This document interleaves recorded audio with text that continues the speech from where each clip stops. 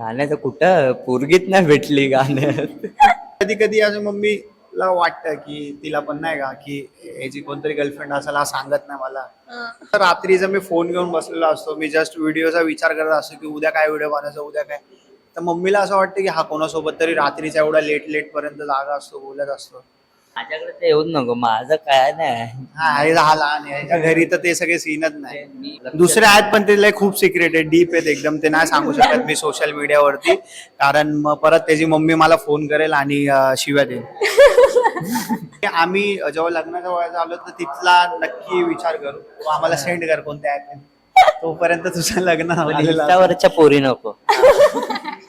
इंस्टावरच्या पोरी नको कधीच आयुष्यात नको. नाही तर आयुष्यामध्ये ट्रान्झिशन येत राहतील. ट्रान्झॅक्शन यार, फिल्टर कपडे चेंज करा.